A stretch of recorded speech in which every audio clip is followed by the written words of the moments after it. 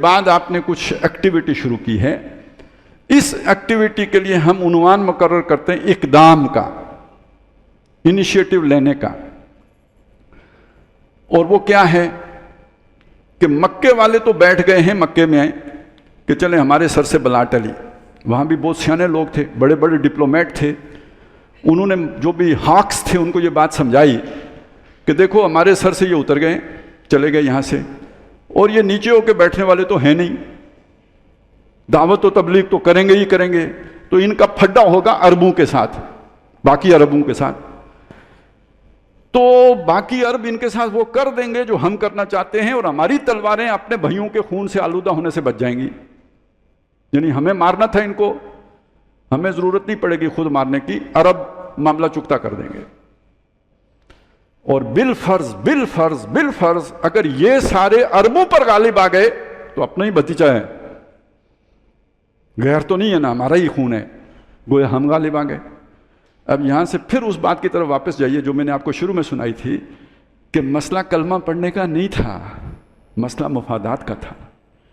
اور جب وہ سوچتے تھے کہ اگر یہ غالب آ جاتے ہیں عربوں پر تو پھر ہمارے مفادات کو کوئی زخم تو نہیں پہنچے گی، انٹیکٹ رہیں گے، تو پھر ہمیں ماننے میں بھی کوئی حرج نہیں ہوگا. چودراہٹ ہمارے ہی پاس رہے گی، ہمارا ہی بتیجا ہے نا. تو سارے عربوں کو اگر اس نے سرنگوں کر لیا تو ہم بھی اس کی اطاعت کر لیں گے. یہ مکے میں طے ہو گیا. لیکن اب نبی صلی اللہ علیہ وسلم نے کچھ اور طے کر لیا. کیوں؟ آپ کے پاس اب طاقت آ گئی ہے. آپ کے پاس طاقت ہو اور کفر غالب رہے، آپ کے پاس طاقت ہو اور توحید کے مرکز میں بت رکھے رہیں، آپ کے پاس طاقت ہو اور معاشرے میں ظلم کا نظام رائج رہے، یہ نبی کو گوارا نہیں ہو سکتا. لہذا آپ نے ایک کام کیا. کام صرف اتنا تھا کہ جو ان کے تجارتی گزرگاہیں تھیں وہاں پر اپنی پریزنس شو کرنا شروع کر دی. چھیڑا نہیں کسی کو، روکا نہیں کسی کو. لیکن جب وہ جا رہے ہیں شام تو نظر آ رہا ہے کوئی مسلمانوں کی جو ایک پارٹی ہے جو وہاں گشت کر رہی ہے، اسلحہ کے ساتھ گشت کر رہی ہے. وہ جا رہے ہیں یمن کی طرف، الٹی سائڈ پہ بھی، وہاں پہ بھی کوئی مٹ بھیڑ ہو جاتی ہے، کوئی نہ کوئی مسلمان مل جاتا ہے انہیں. یہ مختلف دستے آپ صلی اللہ علیہ وسلم نے بھیجے، بعض میں آپ خود بھی گئے. اس سے مکے میں گھنٹیاں بج گئیں خطرے کی کہ اس کا مطلب ہے ہماری تجارتی گزرگاہیں مخدوش ہو گئی ہیں. وہ جن لوگوں نے یہ بات کہی تھی نا کہ ہمارے سر سے بلا ٹلی، ان کو اب سمجھایا گیا کہ بلا تو اب آ کے سوار ہوئی ہمارے سر پر. اسی دوران دو واقعے ہو گئے. ایک واقعہ وادی نخلا میں ہوا. اسی طرح کی ایک مسلمانوں کی پارٹی گشت کر رہی تھی، آمنا سامنا ہو گیا مشرکین کے ساتھ، اور مسلمانوں کے ہاتھوں ایک مشرک قتل ہو گیا. اور یہ رجب کے مہینے میں ہوا جس میں کہ قتال نہیں کیا جا سکتا ہے. دوسری طرف ابو سفیان ایک قافلہ لے کے جا رہے تھے شام.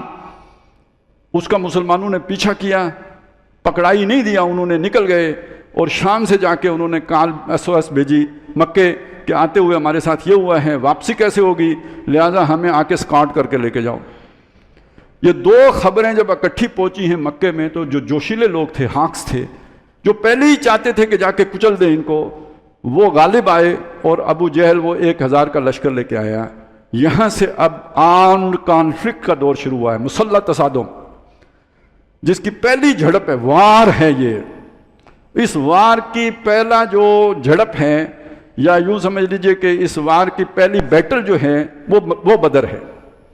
یہاں سے یہ وار شروع ہوئی، جنگ جاری رہی، صلح حدیبیہ پر آ کے ختم ہوئی.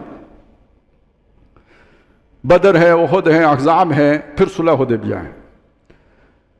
صلح حدیبیہ کا مطلب کیا؟ جنگ بند. لیکن دوسرا مطلب کیا ہے جس کی وجہ سے قرآن نے کہا آپ کو فتح مبین مل گئی ہے؟ یہ آج کے اعتبار سے آپ کو سمجھ آئے گی.